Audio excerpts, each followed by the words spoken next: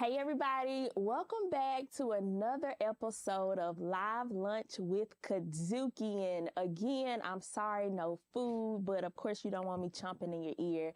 But next week we got you, Larry, we got you. So as always, let your people know, share this out with your friends, your family, coworkers, anyone who is interested in starting a podcast. Share this out with them so that they can get all of the knowledge on what it takes to start a podcast from the experts, us here at KUDZUKIAN. And like always, again, I'm on Facebook, I'm on LinkedIn, I'm on YouTube. So make sure you leave all of your comments, all of your questions in the comment section below. Okay. So of course, everybody come on in. But today I have a very special guest with me today. He goes by the name of Chuck O'Bennett. Hey, Chuck. Hi, Misty. You hear the voice. Yeah, that's what he's known for, right? Among other things. So today we're actually gonna, if you know, I think, so Chuck has been watching us since the beginning. I get a lot of great feedback. He's the one, he's really encouraging. Every time I finish, he says, Misty, I watched you. You're doing great. Chuck, thank you for the encouragement. I really appreciate it. So we've been talking about all things podcasting. Yeah, right. And so that's one of the reasons why we want you on, because you are the producer of one of our shows here, Riffing on Jazz. You are. And so in the past couple of weeks, we've kind of gone through KUDZUKIAN's 5-step creative process.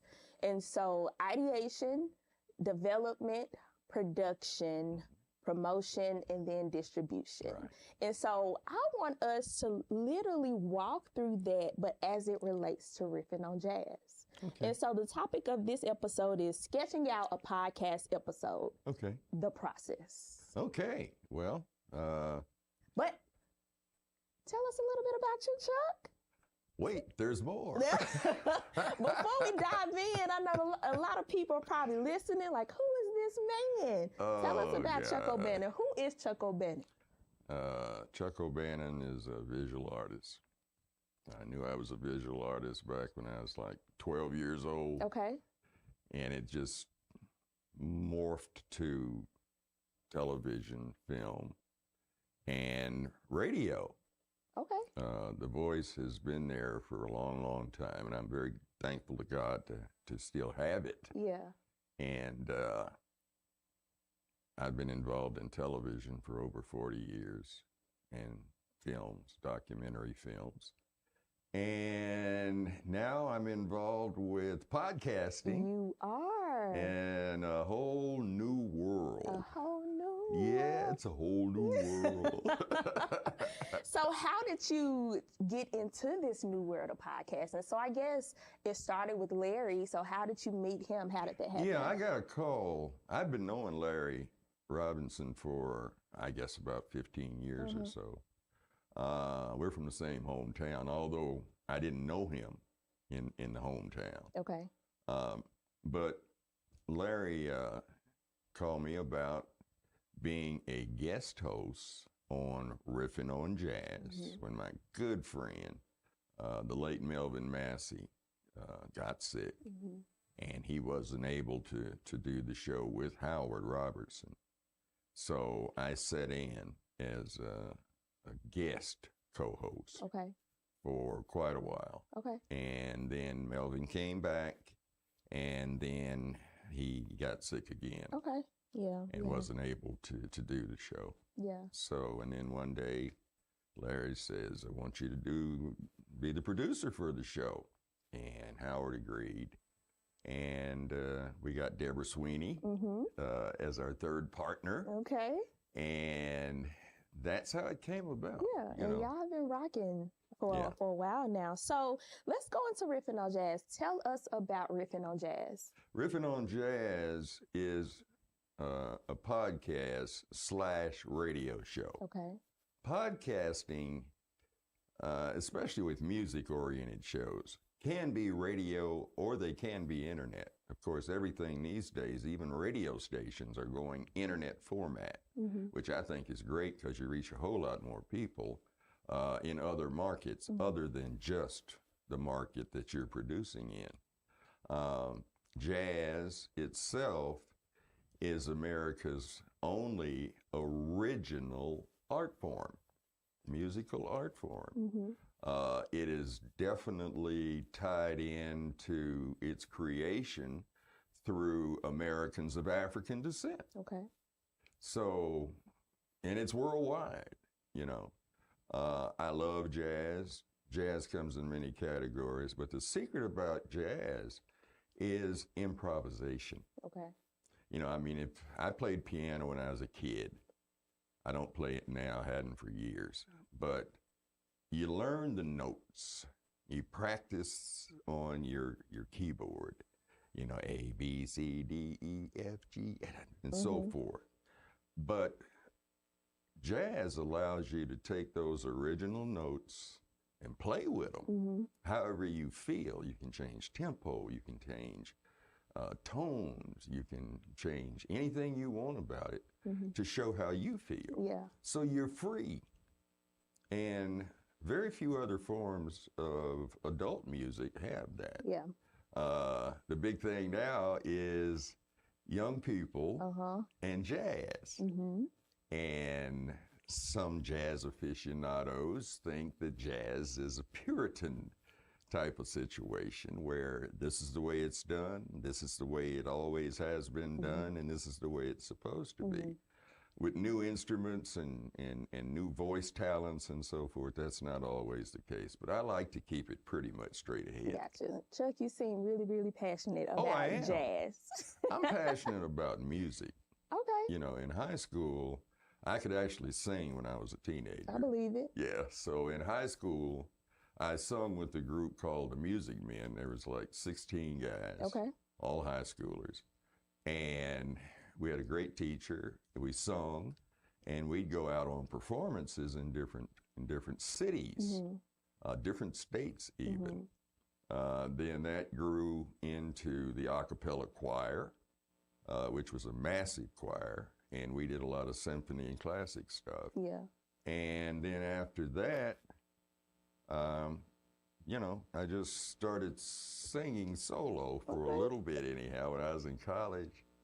And I sung nightclubs. Oh, goodness. Yeah, oh, wow. yeah. Chuck out here in these nightclubs. So let's talk about this because you are passionate about jazz and you do produce a music podcast show. Right. And I think that a lot of your experience ties into that whole ideation process. So let's now go into development. Okay. Development entails, I know that you do a lot of research. Yeah. And so would you say that would be your first step into creating an episode for Riffing on Jazz? Well, Riffing on Jazz has always has a theme. Okay. So Deborah, Howard, and myself, we decide on what theme we're going to do. Is it going to be the best trumpet players, the best saxophone players? Are we going to cover a certain era during the jazz experience? Question. Yes. Do y'all work collectively? Yes. Okay. Yeah. So I always like to work collectively. Okay. If you've got 3 people on a podcast, you don't want to be a dictator because you've got to share the conversation. That's why it's called riffing. A lot of people sometimes don't understand what riffing means. Riffing is just sitting back and kicking it. You know, if you go to a restaurant and a bar with 2 or 3 of your buddies, you're going to order a drink or some food or whatever, and then y'all going to get on a subject and you just go talk about it. Yeah, gotcha. Just riffing. Gotcha. And that's what the concept of the show is, except we riff on jazz. Gotcha. Whether it's the music, the artists, the instruments, or whatever. So first thing is to get a theme. Okay. Second thing is to get music that is around that theme. So I contribute to that, Deborah contributes to that, Howard contributes to that. We run 8 shows or 8 songs per show. Between each song, we riff about it. We just talk about it. It's a 1-hour show. We have 2 commercial breaks. Okay. And all of that is on paper. You know, I'm a stickler for scripting paper. You are. Yeah, because, I mean, the worst thing you can do is just, well, I got it in my head. Sometimes you forget. Yeah, that's true. You know. I understand. I understand. So tell me this.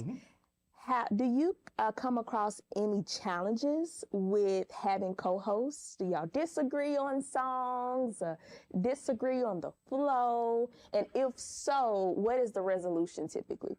I wouldn't say disagree. I would say one may have a better selection from that artist than the other. Okay. And that's usually the decision that I have to make as a producer. But the first thing we do is get our songs together. Then I go home and I get on the computer and I listen to all the songs from all the artists suggested. And then I put them in a proper order on paper. And then, am I moving too fast? No. Yeah. Okay. And then once everything is on paper, including the links to the songs, if they're on YouTube as an example. Okay. That's listed on the paper. At that point, I start doing a little research about the artists, about the musicians, about the group, about who wrote the song. Yeah. And the kicker is always try to find something that nobody really knew about. Okay. You know, that's what makes it interesting. Yeah. If you didn't know that this particular trumpet player, unfortunately, died at the age of 25, and yet he's still remembered and renowned today, that's something special. A lot of people don't know. And these musicians have some wonderful history about who they played with. You know, we're doing a series right now where we've got interviews, and one of the interviewees is Wynton Marsalis. Well, a lot of people may not know that Wynton Marsalis' father is Ellis Marsalis. Okay. And Ellis Marsalis in New Orleans was friends with a lot of trumpet players, including the great Al Hurt. And guess where Wynton Marsalis got his first trumpet from? Where? Al Hurt. He was sitting around with the guys. He was a kid. He was like, 6, 7, 8 years old. Oh, wow. And his dad and Al Hurt and a couple other musicians were talking about Wynton's future. And his dad said, well, he's going to have to play a trumpet. I mean, you know, a cornet. He's going to have to do something like that. And Al Hurt says, hey, man, I think I got one in my closet I'm not using. I'm going to give it to you. And you found all of this in research. Yeah. Today on the internet, the internet is the most wonderful thing for research. Yeah. You know, you can find anything you want on the internet. You just have to be patient and you have to be diligent. Absolutely. And you have to love to read. So I find quirks like that. Okay. And Which do makes that it for fun. each artist. Yeah. It can be. So how long would you say that process takes for you? Anywhere from 4 to 6 hours per show. Okay. So you talked about doing interviews, and this is something y'all have been doing for a while, but I guess as of late more consistently. Right. Okay. What is that process like with finding special guests? Well, Deborah has been very instrumental on that, and so has Howard. I pick up one periodically, but I'm more involved in what they bring to the table and sorting it out and make sure it's produced right. Yeah. Once we get the artists, the production department here, audio producers, will give them a phone call or send them an email. This is the link. This is the time you call in to KUDZUKIAN. They don't have to be here. They can be at home in New York somewhere. Yeah. But they can call in. The people here at KUDZUKIAN, our great guys, they balance the audio and everything and make sure the signal is fine. We actually can see the artist on camera if they're on their computer.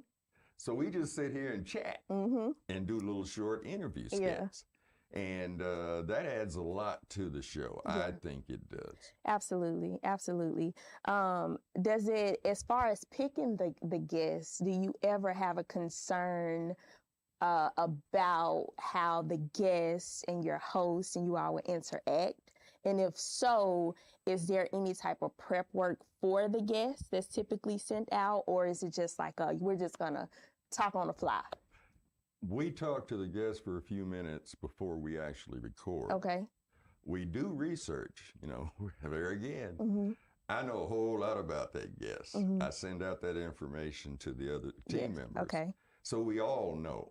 Then we decide which questions each one of us is going to pick to present to the guest. Gotcha. So it's pretty much structured in our mind. Okay. But there again, it's simply a fourth person riffing with us. Mm-hmm. And we found it usually, once you ask a question of a musician, if it's a good question, they'll pick it up and take it from there. Yeah. So, it's not a problem. Are those interviews typically timed? Yes. Okay. We try to do those in 8-minute segments, and sometimes we'll do 2 8-minute segments. Okay.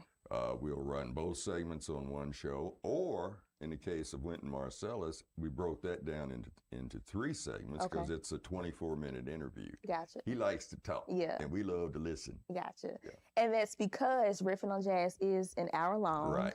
And this hour-long show is on radio. Right. And so you have to be mindful of that. And so in the case that an interview or a show goes over, I guess now we're in post. Right. So how does that work? Do you typically do the audio edit? Okay, you have a team. I don't do the post-production. You got a team There's behind another part of the team that does the editing. Okay. And what they do, usually toward the end of the show, if a song is relatively long, even if it isn't, they can cut out the slack of the time gauge on that song. Gotcha. And just fade it out. And that way we can stay on track with the timing. Gotcha. Even though you don't do it, you know how to do it. Oh, yeah. I've been editing audio for quite a while. That's part of the TV process. Yeah, absolutely. Sound. Okay. That's important. So once the show is complete, I know typically we hand it off to our promotion department and our content manager who typically distributes the show, but you can speak to that. Talk about how important promotion is as it relates to Riffing on Jazz. Misty, promotion is everything. In this day and age, you've got all of those different outlets to promote on, just like you've got all these different platforms that you can put your podcast on. Yeah. And I think, that's so exciting. Yes. Because back when I started producing TV, there was no internet, there was no YouTube, there was TV stations, and that was it. That was it. Yeah. So you had, in the Memphis market, you had basically 4. Okay. And then there was a 5th that came along a little later. And that was it. Then cable came along. But still, cable was not an internet-based situation. It was just a matter of being another station type thing. But you could only get it if you paid the cable fee every month to watch it. Yeah. So today, wow, people hear Riffing on Jazz all over the world. It's not just a local thing. Yeah. And some of our biggest fans are from other cities and other states. I was going to say, name drop some of those cities. Chicago, we're on WVON in Chicago.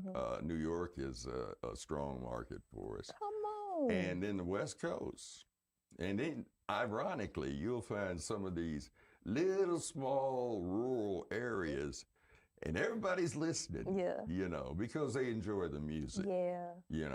So at KUDZUKIAN, we've got a dynamite marketing and promotion and advertising team.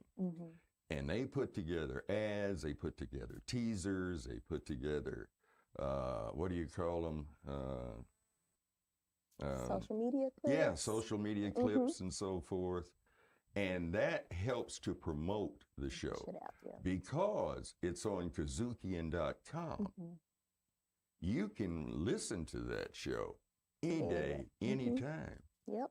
And they've got all of them on there. Mm-hmm. So you can just go back if it was a favorite show. Plus, you can download it to your own computer, your own file, and play it back again and again and again and have a Riffing on Jazz party. Come on, Riffing on Jazz all of these party. things are possible. Yeah. And that's some of the best entertainment I think you can get. Yeah. And I love it. KUDZUKIAN's got his finger right on the pulse of all of it. Come on, Chuck. Yeah. Listen, y'all, there you have it. Well, it's the truth. Yeah. And like I say, excellent, brilliant young people who are dealing with the marketing and the advertising. Yeah. They come up with some stuff, and I just sit back and go, wow. Yeah. But that's what's important to get more listeners to tune in. And since you've got different platforms, you don't have to listen to it just on KUDZUKIAN.com. Right. Mm-hmm. We've got, 10, 15 different platforms we upload to. Absolutely, absolutely. We've talked about just access and distribution in a couple episodes back where we talked about you can listen to it on Apple Podcasts, Google Play, Stitcher, all of those different platforms. Yeah. So that is places to access Riffing on Jazz and the many other podcasts that we have from KUDZUKIAN. Chuck, you're just so wise. I'm just so thankful and grateful to still be doing this stuff. I tell you what's the trip, though. When you go in a grocery store or somewhere, and you're there, and you ask the clerk, is this on sale, or is that a whatever, and a person behind you looks at you and say, I know you. You on that jazz show, aren't you? Yes, because of the voice. Yeah. I don't recognize the face because I'm not really a public person. I'm a very private person. But their voice. But the voice, they recognize. Yeah. And they say, I love the music. I really love the music. And you'd be surprised who some of our listeners are. It's multicultural, multiracial, multi-this, men, women, everybody. Yeah. That's really serious about music because jazz is just a marvelous form of communication. Yeah. Yeah, absolutely. And that's what we need, I think. I don't want to start preaching. No, you're good. You are good. But I think that's encouraging, you know, when you have moments like that. And it helps you to keep going. It tells you that you're doing something right. Yeah. And so. You're blessing people. Absolutely. Absolutely. Yeah. Chuck, I thank you for it. And I'm sure this was really, really helpful for the viewers and the listeners. I hope so. To one, get them started, and I feel like it was, you laid out in detail what that looks like, to give them a place to start, like I said. And again, y'all, thank you to Chuck O'Bannon for joining me today for Live Lunch with KUDZUKIAN. And make sure you click the link in the description below to download your free Podcast Sim 101 kit and play this over and over and over, so that you can get the right steps on, what does it look like with starting your podcast and Candace, Absolutely. Real quick, the house you go to, the production house you go to makes a lot of difference in how your stuff's going to come out. Talk about it, Chuck. I'm telling you now, everybody can't produce a podcast successfully. Absolutely. But this area of the country, is just blessed. And to have a visionary like Larry Robinson say, we're going to do it, and we're going to do it from here. Yes. And the young people that are involved are always on cutting edge. Cutting edge. I can only imagine what the future holds for KUDZUKIAN in the podcast industry, because it's constantly growing. Absolutely. Misty. And as new generations come along, it's going to grow faster. I don't know what's going to happen with technology, but it's out there. It's way out there. It is. And so with that being said, Podcast Club, we have a few different packages for you to choose from. You can start your podcast for just under $500 here at KUDZUKIAN, and we have multiple studios that you can use. You can use this amazing studio that we're in right now, Studio C, Studio B. You have those options, and you know what comes with that is the technical support.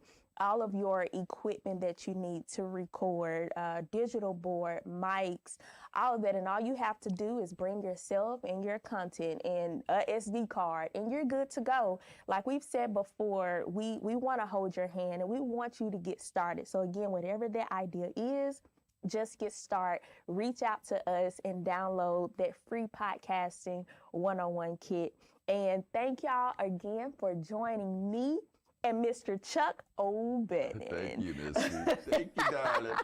For Live Lunch with KUDZUKIAN. We're going to see y'all next week. Bye, y'all.